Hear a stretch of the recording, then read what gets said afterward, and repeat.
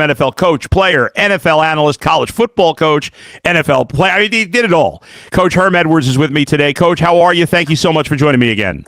Well, I'm well, and I think if you're a NFL fan, it seems like it's never off the calendar. Yeah. You think about the NFL, the way they kind of work the calendar, they're very precise on how certain months out of the year they're going to give you a little bit, keep the fans interested. Now all of a sudden we have the schedules, and we have good process, okay? And if you'd have told me, let's see, we picked him on Saturday, right? Friday night driving home, y'all are going to pick Shadur, I would say that's not happening. But we had a conversation early that morning, and then we had a conversation later that day. I think we had the right people involved in the conversation. At the end of the day, that's Andrew Berry's call. Andrew made the call to pick Shadur. Just like who's going to start or what play we're going to call is Kevin's call. But that's Andrew's call. He made the call.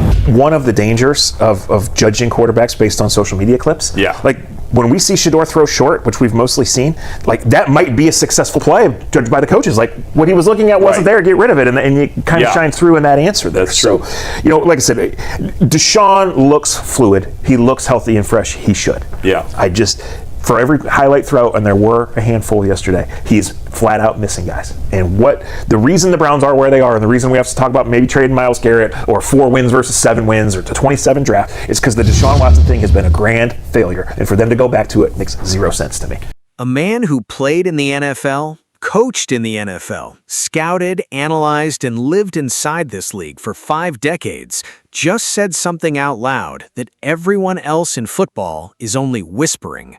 He said Deshaun Watson is, and I'm quoting here, fighting for his survival. And he said something else, something that should terrify every Cleveland Browns fan watching this right now. He said the players already know who the better quarterback is. They know, right now, in OTAs, in the meeting rooms, in the locker room. And here's the part nobody's talking about. If Todd Monken picks the wrong guy, he loses the entire building. So the real question isn't whether Shedeur Sanders starts. The real question is, does Todd Monken have the courage to do what the locker room already knows needs to happen? And based on what Herm Edwards just revealed, the answer might be no. I think the next thing, OTAs are starting to start up now. So that's, people are starting to look, and the conversations are starting to talk about football again. Well, you're right, Coach. I mean, there is, and that's obviously changed. When I was a kid as a fan, I mean, when you played, there was none of this hype in the offseason. I mean, was the draft, besides for the players themselves, did anybody pay attention to the draft in those days much?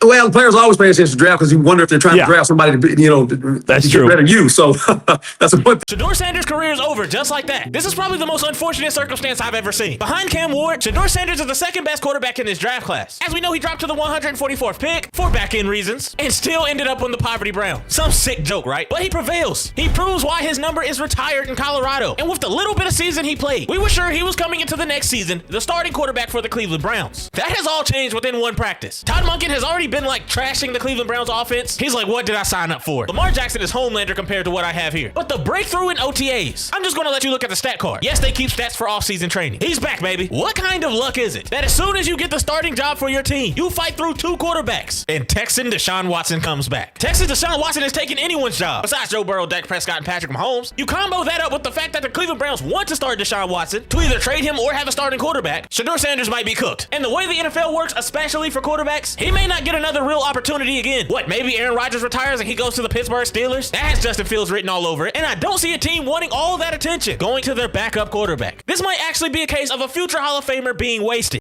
A man who played in the NFL, coached in the NFL, scouted, analyzed, and lived inside this league for 5 decades, just said something out loud that everyone else in football is only whispering. He said Deshaun Watson is, and I'm quoting here, fighting for his survival.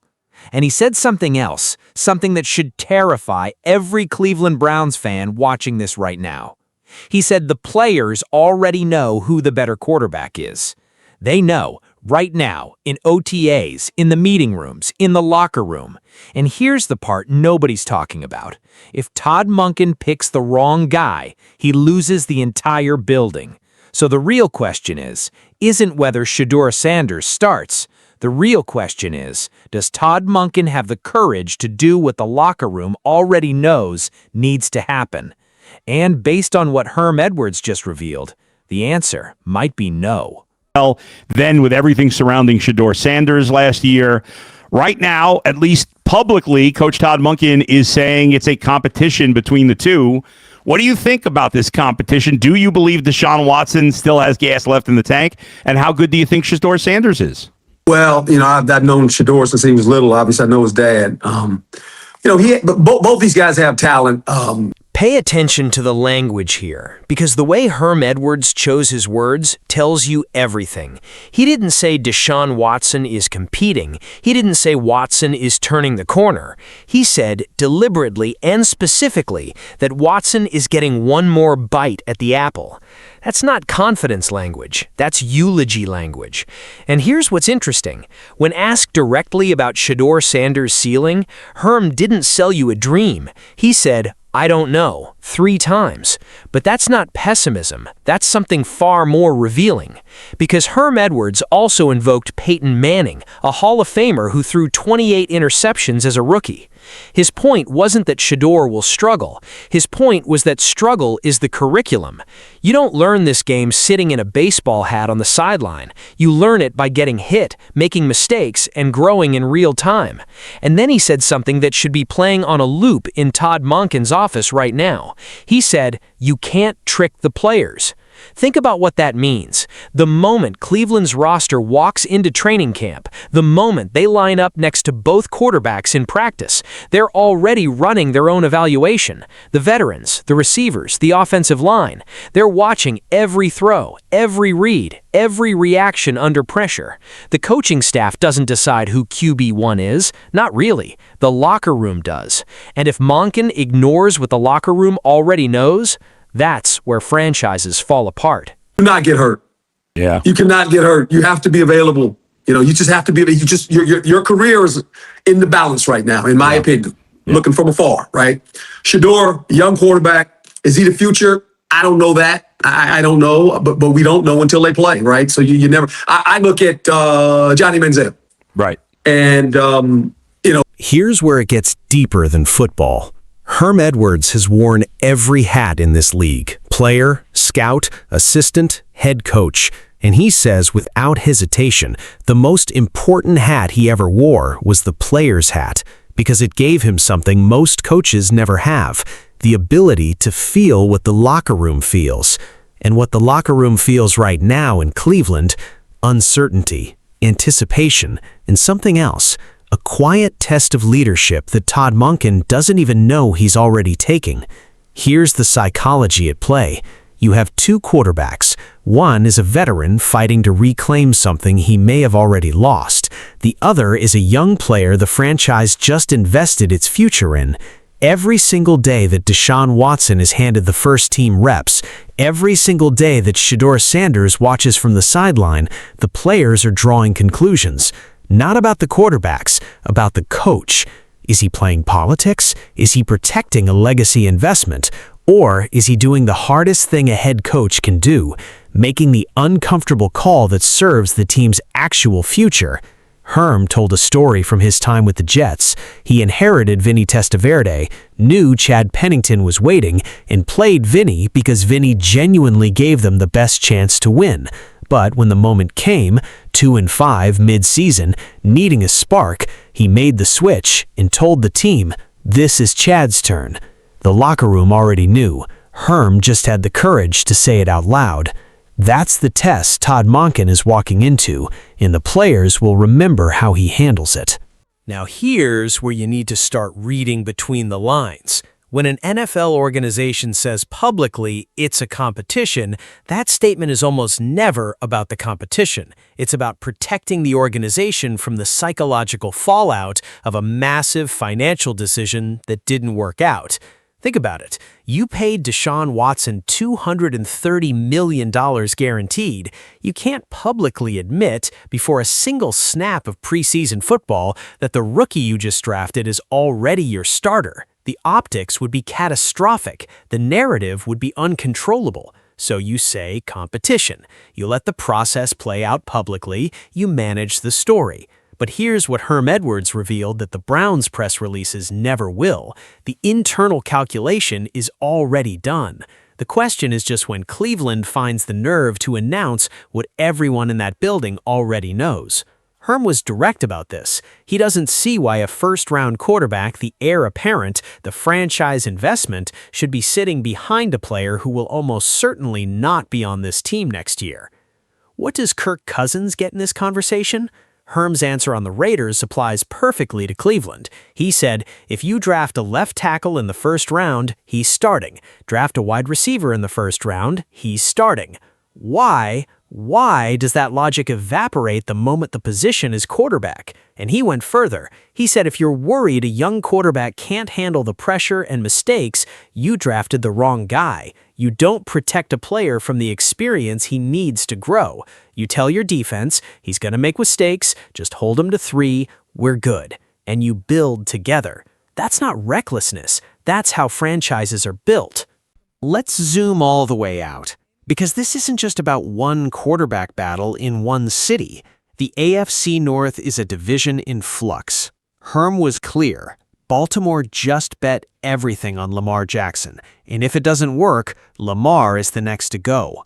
Pittsburgh has Aaron Rodgers in a new direction after losing a legendary coach. Cincinnati has Joe Burrow, a player Herm called a highlight reel waiting to happen, if he stays healthy. In Cleveland has arguably the most dominant defensive player in the entire NFL in Myles Garrett, a player Herm compared directly to Derek Thomas, one of the greatest edge rushers who ever lived. A defense built to compete with anyone in the conference. All it needs is adequate quarterback play. Not elite, not Hall of Fame, just adequate. And here's the brutal irony. If Deshaun Watson is the starter and he gets hurt, which is now a pattern, not a risk, the Browns will have burned a year of Myles Garrett's prime, a year of Shedeur Sanders' development, and a year of a roster that was built to win now. Herm put it perfectly. Whatever happens, do not get hurt. Your career is in the balance. But the franchise's balance is also on the line, because this defensive window won't stay open forever. Myles Garrett isn't going to be 26 years old in 5 seasons. This team, right now, is capable of hanging with anyone in the AFC if someone on the other side of the ball doesn't actively hurt them. That's what Shedeur Sanders represents. Not just a future, an insurance policy. A young arm who grows as the defense stays dangerous. The question is whether Todd Monken sees the full picture, or whether he plays it safe and accidentally chooses the slow death. Here's where we started. Herm Edwards, 5 decades in this league, looked at the Cleveland Browns quarterback situation and didn't give you a feel-good answer. He gave you a true one. Watson is fighting for his life. Shedeur is an unknown who doesn't become known until he plays. The locker room already has opinions, and a first-year head coach is about to make the defining decision of his tenure before the regular season even kicks off. The Browns have a chance to do something Cleveland fans haven't felt in a long time. Not just win games, but build something. Something that doesn't collapse the second a quarterback goes down. Something that gives this defense, this generational defense led by Myles Garrett, the partner it deserves. And all it takes is one moment of organizational honesty. One conversation where someone in the building stands up and says what the locker room already knows. It's Shedeur's turn. The question is, does anybody in Cleveland have the nerve to say it?